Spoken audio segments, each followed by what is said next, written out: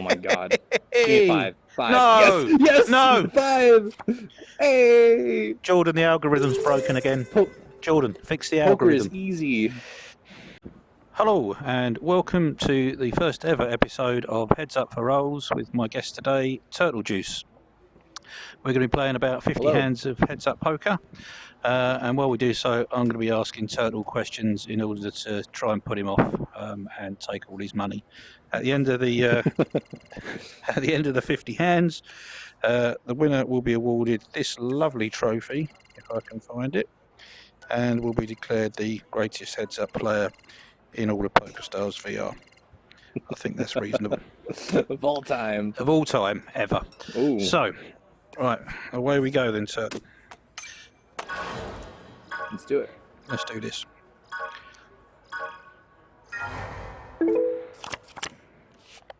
So, first thing I wanted to ask you is, how's your week been going so far?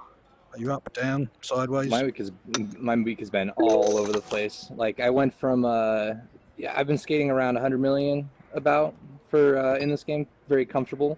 Yep. Ran into a bunch of bad beats with some players who half of which are not here anymore. But then I made a bunch of money back, and now I'm way up, so I'm in a good mood. VRPT's coming up, so yeah, it should be a good weekend. School hasn't been so good, but you know. No, the virtual poker is infinitely more important, so get your priorities straight. Exactly. Yeah, I've been having a terrible week. I'm about, well, as we stand, I think about 60 million down, but speed bump. Anyway, so is you normally play the higher roller tables. Do you play the spin and goes, the sit and goes much?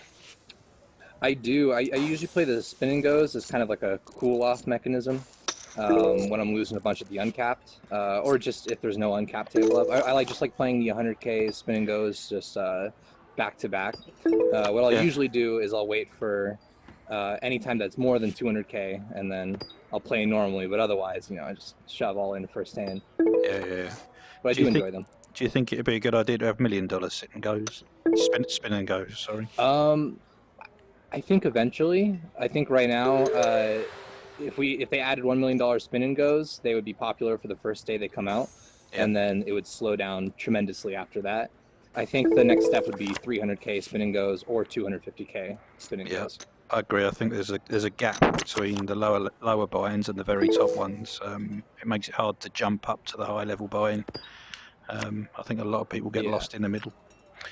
So is Pokerstars VR your first experience at poker, or did you play before? I mean, I played before, but it was like with my dad when I was younger. I mean, that's where I kind of know how to play poker. Yeah. But I've never had any experience with live games in a casino or playing for real money, well, at least before this game.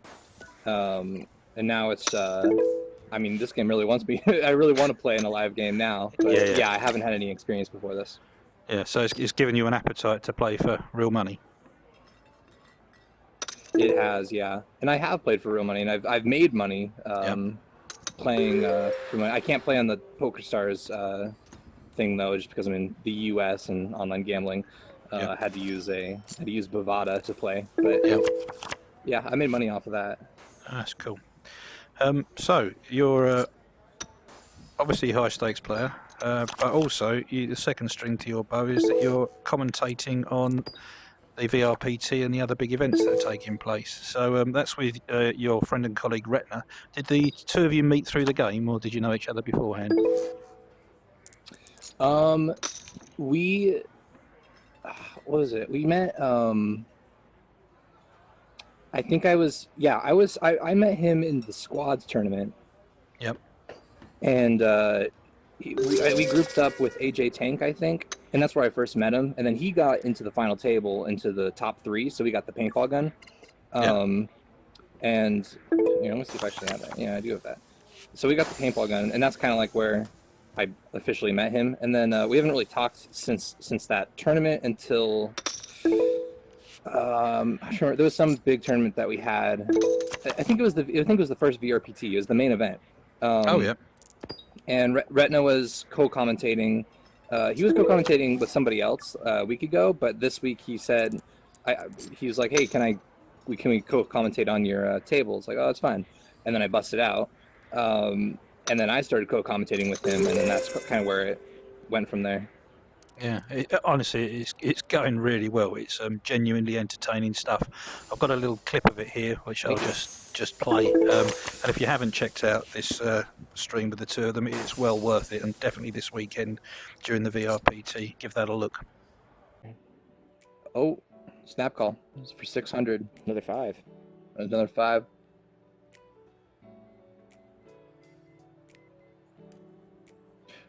$419's speaking pretty casually to Wasteman. I think he's actually got something good here. He might have the jack. 3 made a straight. Possible straight. Ace 5, or sorry, Ace 2. Bet out there. Ace 2, 6, 7. Let's see an Ace 2 versus 6, 7 here. I think Adrian probably has a 4. And I'll put links to the stream in the description on the video as well. Even in the short time you've been doing it, you've managed to add more features. You've got multiple camera angles, you've got overlays. What other kind of features would you like to see for streamers, for content providers in the game?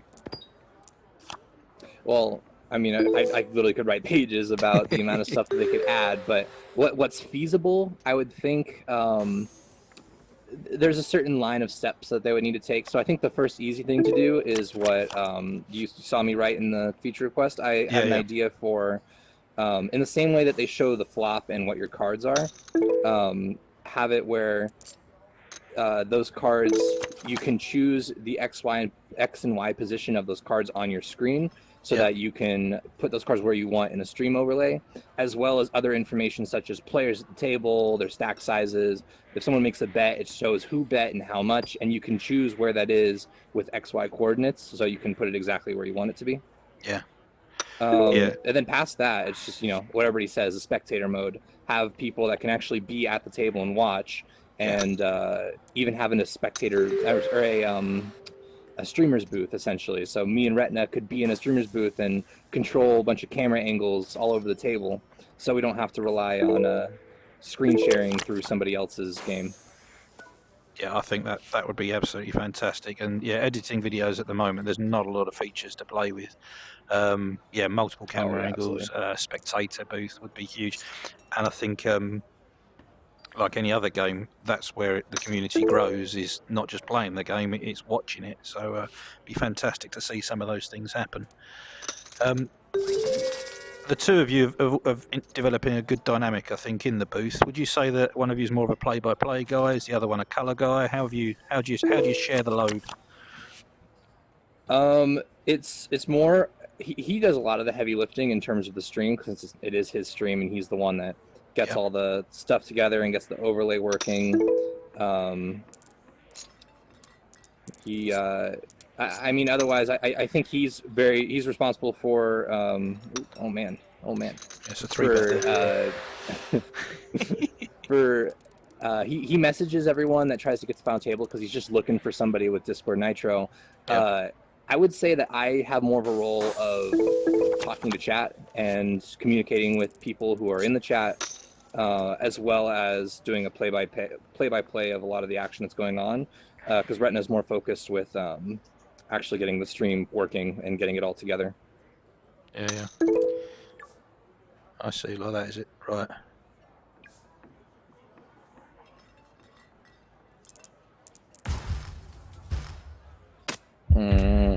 Bonus skull. Oh, and the skull. I don't have any skulls. I have a cactus. Yeah. I'm gonna call you just because I have live cards. It's not. It's too big of a shove. I think you have that beat. Boom. Ooh, nice hand. I had live cards. How to play Ace King next. How to not play Queen Jack. I feel like that was fine. It's fine. You can't argue with that at all. As you say, you've written probably more in feature requests than anybody else, or probably than everybody else put together. Other than streamers features, what other things would you like to see in the game? Oh man, that's such an open-ended question. Go for it. Of all the things, let me think. What's probably the best, like, top 3, top 5? Multi-table tournaments is definitely the next step, I would think. Yep. and having those tables be autonomous. So, you know, you don't have to have Jordan trying to get everything together and people confused on what to do. So Yep. it's tables that can actually be set up in-game instead of through Discord. Definitely multi-tables. I think a lot of the spectator features are a big thing, not just because I'm a streamer, but I do think that this game will grow if more people are watching it and more people are aware of it. I'm trying to think of another one. Those are the main ones that I want to see in the next update. You suggested a few environments. If you could pick an environment to be built, what would you go for? Oh man. Oh, I have like 4 that I love. I'd love to see an environment that has more motion to it, if that makes sense. So two of the big ideas I had was either on a moving bullet train or on a private jet. Oh, so nice. Something where there's windows and you can actually see a moving environment. Because, I mean, this is probably the most lively environment we're in right now. I like this one.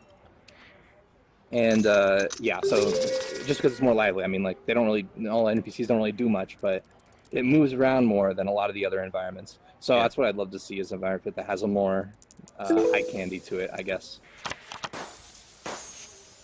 Definitely. I think ultimately we'd all like to see this game being played for cash. But where do you think it'll be in 5 years' time? In 5 years, I would be surprised if they didn't already have that implemented. Yeah. Assuming, I mean, I don't know how long it's going to take them to get rid of all the bugs in the game, because that's definitely a must before you add in real money gambling. But I see it happening within the next 5 years at some point. It also, if the U.S. changes its gambling laws when it comes to poker, then which I doubt it will, but if it somehow does, then I'm sure that'll be accelerated. And real money gambling will be in this game a lot sooner. But I definitely think that was the main focus and the main, I guess, idea of the future of this game for the developers, is to turn it into a mix between online poker and live poker, where you can play, you know, it feels like you're at a live table, but from home. Oh, I think it bridges that gap between real and online poker, or live and online poker, incredibly well. Honestly, I think once this is for real money, it'll be a license to print cash. Absolutely incredible. But given that we can't play for cash yet, and as people repeatedly say, it's only fake money anyway, why is this so engaging? Why do we keep playing this hour after hour, night after night? I think it's just because there's no other experience like this game. That's mostly it. Like, what other game can I feel like I'm actually at a table? Because you're across the world right now, and I'm in the U.S. So, like, there's just no other, like, experience like that. I mean, there's, you know, they'll have, when the, you know, VR chat, when VR chat came out, everybody thought that was a huge thing. 'Cause it's like, whoa, you can move around, you can interact with people from around the world, but this just takes it to a whole nother level. No whole nother level. You know, you can actually play a game with somebody at a table, and I think that's why this game's blown up, and that's why, you know, people take it so seriously, even though it's not for real money. And, you know, it's usually a crux people have when they lose their money is, oh, it's just fake money. But, you know, there's still some value to it.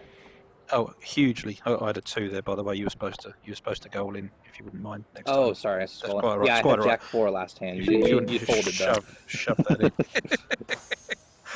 in.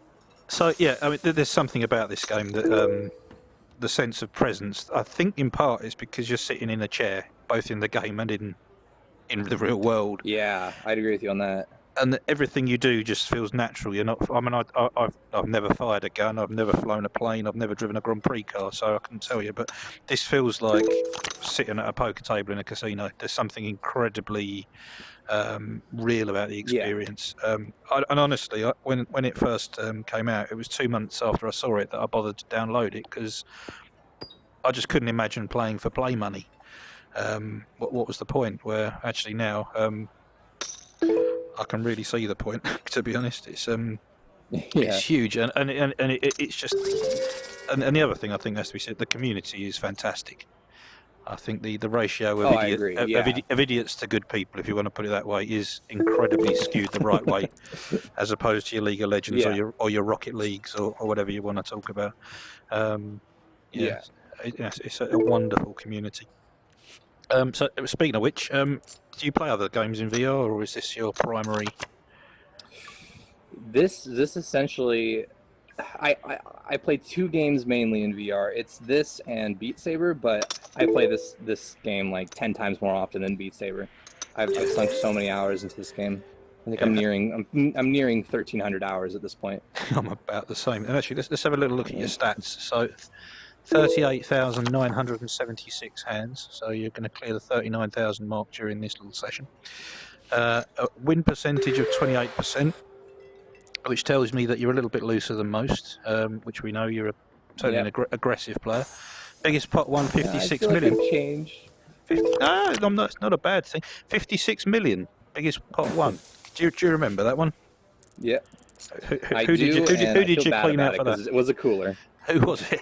It was No Wife. It was No Wife. It was a. It was actually what accelerated me up to 200 million originally. Yeah. I was at 100 million and I bought in for 2.5 million at the table. I won a cooler against Mike Cormier, and then I won another cooler against. I think I won another cooler against him again. So then I won up to 10 million. Then I got into a hand. I think it was an all-in against No Wife, and I won that one. And then I got up and with somebody else in the hand as well. So I got up to 26 million, and the very next hand I get pocket twos, and the flop comes out 5-5-2, and No Wife's got queen 5, and you can guess where it went from there. Oh. Yeah. So he went all he put in 13 million. I shoved all in. He's like, "Oh, I have to call you," and he calls it. I'm like, "Oh, I'm sorry." And then another 2 came on the end just to seal the deal. Yeah, the old double tap. And your worst beat, Yeah. do you recall the biggest pot you've lost? Biggest pot I've lost. See, I'm thinking of the one that happened recently, but I feel like there was one some time ago that was a bigger pot. Oh, tell us about that recent hand, because that's a great hand. Okay, yeah. That's the I had queens, and I did the thing you're not supposed to do with queens, which is limping. I was first to act, and I limped. I was sitting right here. Slip was over there. He raised to 250,000. Like literally everybody around the table called. When it got back to me, I raised to 2.5 million. Slip called, and GamesBite over here called. So we're 3 ways to the flop. Flop comes out. It was 2. I think it was 4, 6, 7. Slip is first to act. He shoves all in. Put him on pocket pair. GamesBite just calls for 10 million, and I got roughly 20-something million in my stack. And speaking of GamesBite, I kind of oh yeah, there you go. And that's Slip's hand. And so I min raise, which essentially is all in because I only had 3 million left. GamesBite calls. Turn comes out a king. GamesBite goes all in. I call for 3 million. And GamesBite's got Jack 7, Slip's got pocket 10, so I'm in the lead with pocket queens, and then the river shows a 7, giving him trips. So that would have been the biggest pot I ever won, 80 million. Yeah. Which is unfortunate. It is, but with the rough comes the smooth and all that kind of thing. There's no doubt in my mind you're a significantly better player than 6 months ago.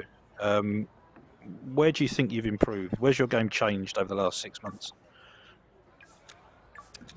Not to toot your horn, but it has been a lot of your blog posts, mostly making me realize some of the habits, I guess, that I have,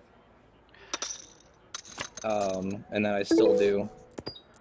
Mostly the limping. I feel like not limping every single hand. It's like I don't get to see as many hands, but it also means I'm not going to get into those cooler situations where I just have a hand I shouldn't have. Yeah, exactly. You know, if I limp like Queen 4 or something here, and you went in with Ace Queen like you should have, I'm gonna think I'm good. Like, oh, I got in this hand. He's gonna have no idea. Yeah, absolutely. It's that kind of stuff that I feel like I've improved with. I think that's the biggest leak most people have, is they think it's a cooler, but it's a cooler they should never have been in the first place. And unfortunately, the brain Exactly. remembers the times you limp with Queen 4 and it comes out Queen 4. Yeah, that is exactly, Queen 4. exactly. But yeah, it doesn't remember the time. It's me with my favorite yeah, hand. yeah, exactly, yeah. So yeah, but you don't remember the time. Well, you do remember, but you feel like you've had a bad beat when it goes horribly wrong. Yeah, the best advice I've ever Yeah. seen is play good cards. Because if you play good cards, you've got an advantage before the hand starts. So yeah, Yeah. definitely.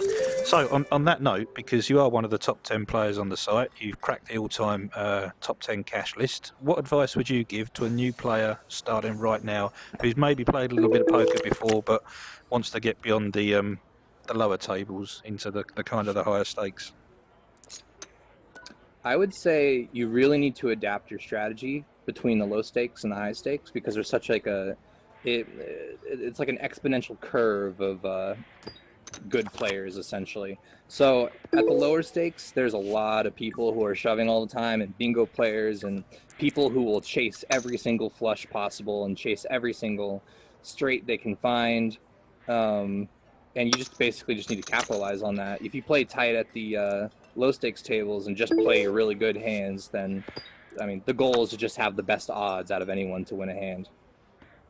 Absolutely. So once you get out of the small stakes and mid stakes tables and you start getting to the 500, 1,000 tables, which is the ultimate goal, that's when you start playing. You play tighter essentially. You should really develop your own play style and adapt to who you're playing against, which is something I'm still working on because I'm very bad at adapting to other people's play styles. Yeah, I think that's probably the best advice I'd give. Spot on. And then one very important thing: if you ever get to the uncapped table, don't put your whole bankroll on the table. Exactly what I was going to ask. We see the players all the time. They've made 5 million. They turn up at the uncapped table, and 20 minutes later they're completely broke. So don't do that, folks. We will take all your money if we possibly can. I think the record I've seen was 5 hands. It took him 5 hands to lose all his money. It's really. Well, I won't say I feel bad, but it's unfortunate when people spend a lot of time earning the money. I feel bad, but I'll still take their money. Oh, absolutely. If someone's going to get it, it may as well be me. Is my motto in that regard. Yeah. So you mentioned favourite hand. I believe you do have a favourite hand. Would you mind telling us what it is? It is Jack 4. Which happens to be Retina's favorite hand too. He explained some story of why. I don't remember why. It's only my favorite hand because I just feel like when I was a lower stakes player, I don't know. I just got a lot of Jack 4 hands that landed all the time, and now I just sometimes subconsciously play Jack 4 even when I shouldn't be. I got live cards. I'm calling you. Let's get it. Ace King again. Yep, I knew it. We'll take a 10. 10. I'll take a 10. I got 10. Nope. Live cards. Ask not for whom the bell tolls, it tolls for thee. Nice. Right, I'm in trouble now. Right, just to keep us going, I've got 18 hands to make back 1 million. Right. Easy. Just go all in again with Jack 10. I'll call with Ace King. Right, because I'm going to keep. There's going to be a leaderboard. So what was your question? Jack 4. Jack 4. Yes. So, yeah. And just the name for Jack 4 is, of course, the what hand? Flat tire. And I remember some random person told me a long time ago, and I always remember that. Like, oh, flat tire hand. And then why is it the flat tire hand? Why is what? Why is it the flat tire hand? Oh, because what do you use a Jack for? So that's the joke, people. That's the scheduled joke. Hilarious. Yes. So I'm mildly distressed that I'm losing here. I'm going to have to do something about this. We're going to have to get radical. And it only took 1 hand. That's the appeal to the gambler. Oh man, no, I can't.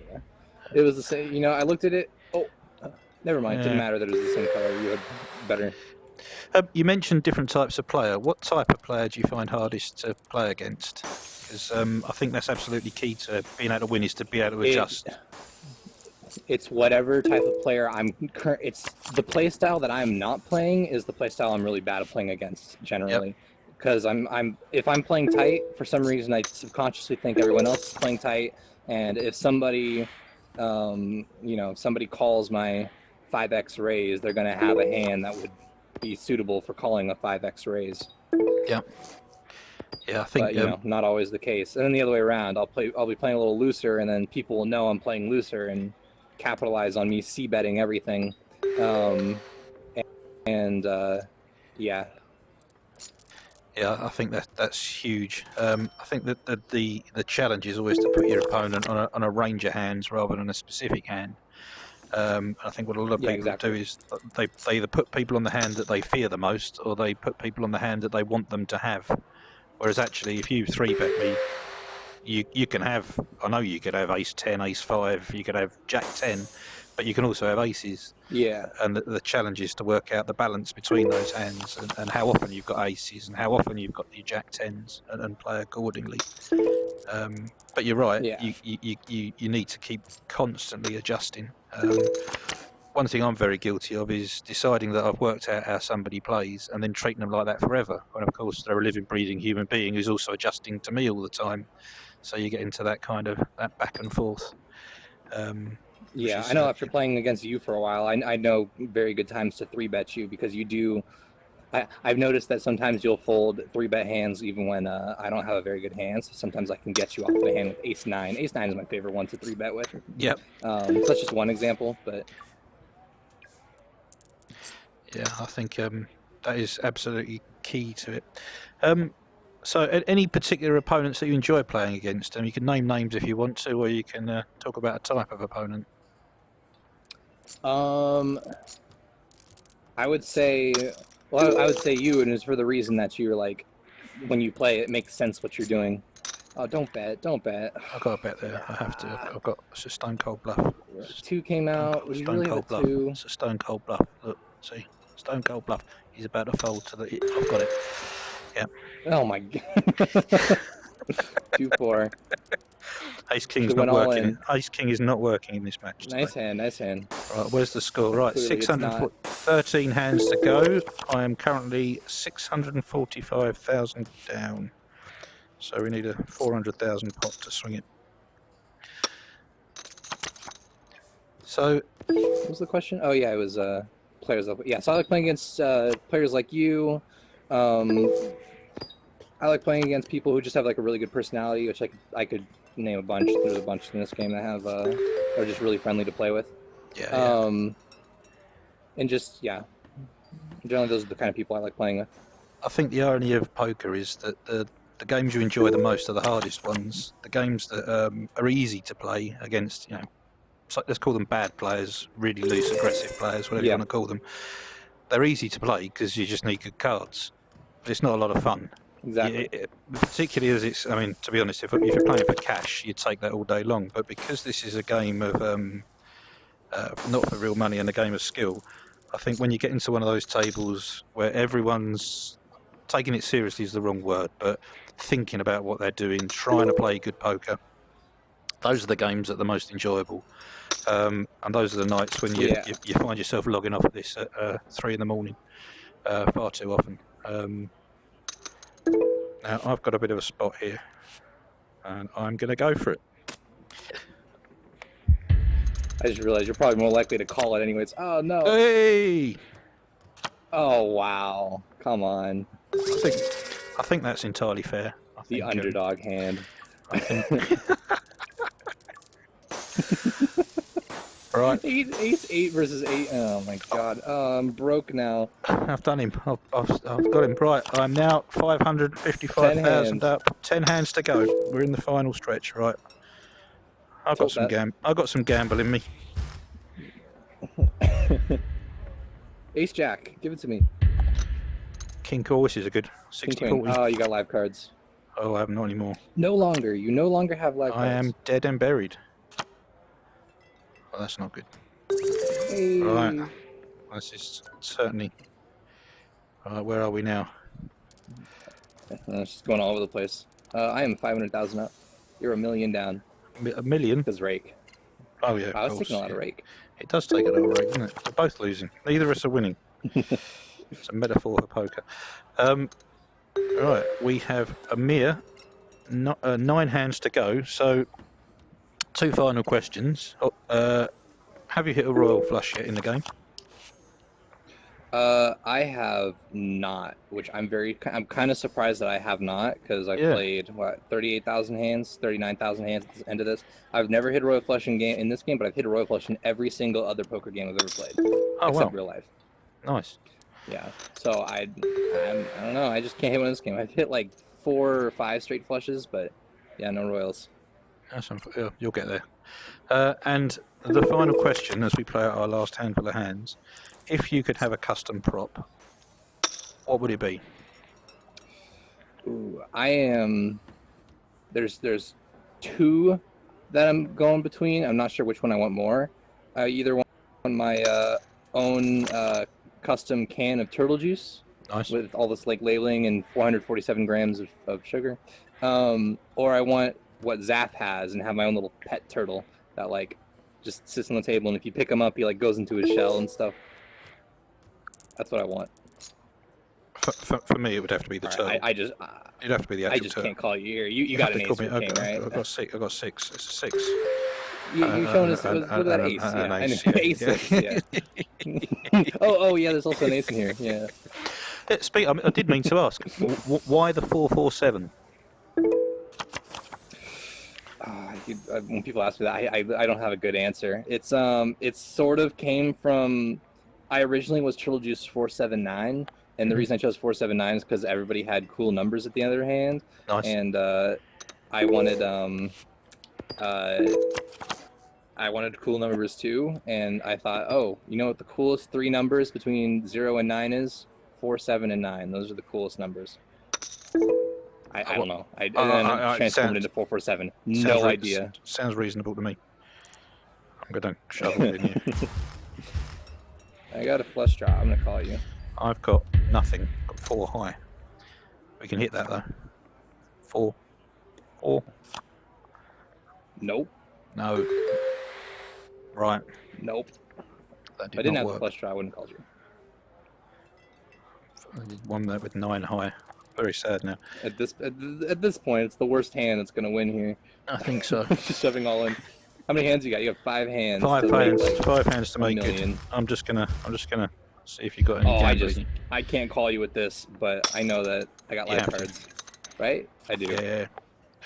Oh no. No. Oh, come on. Jesus. Yeah. Hey, 5-2. Hey. Oh my god. Oh, I gotta call you. I got live cards, right? Oh, superb. I'm not gonna be able to do this again if I go broke. Oh, here's the scores, He's losing people. We all have of his money. 4 hands left. We have. So I'm getting tucked up. Oh, here. I gotta shove with this hand. Oh my Let's go god. for it. Oh. Bam. What? I can't lose. Runner straight. Oh. Chop Split it up. pot? 10. Oh. No. That's the This scores. is how the last 4 hands go. How many hands we got left? I've had got to the call it scoreboard. 2-4. Scoreboard's displaying up there. How many hands do we have remaining? We have 3 more hands. Excellent. And what's the difference in the scores? Large. Well, not too large. You're down negative 1.7. I'm up 870,000. You got to go for it. You got to go for it. You shouldn't have showed me that. You shouldn't have showed me that. You got to go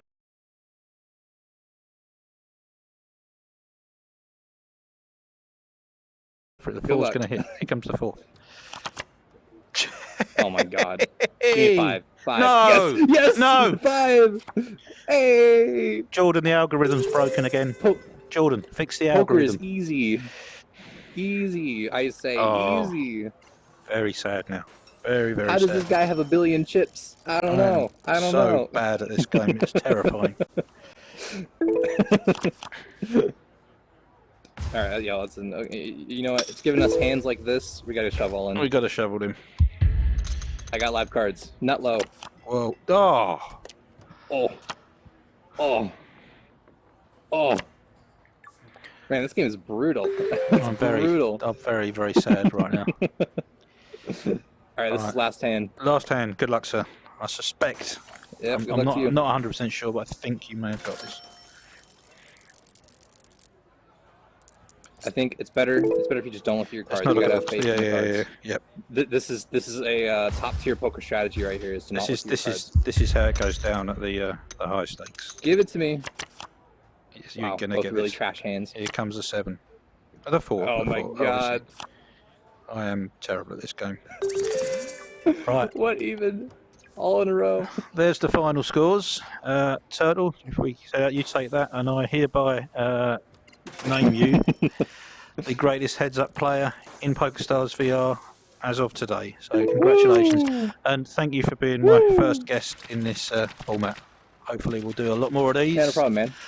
Would you like to tell us where you I enjoyed exist it. on social media, where your stream is, where we can find you, what we should be looking out for in the future?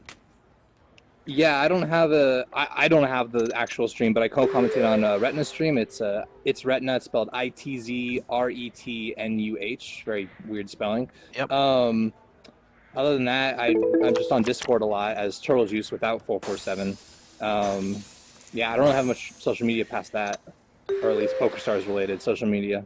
Brilliant. I will put links to all of that in the comments down below. If you enjoyed this and enjoyed me getting my arse handed to me, please like, subscribe, comment down below, and I'll be turning out lots more videos very soon. So thank you, Turtle. Very much appreciated. I don't know. So bad at this game. It's terrifying.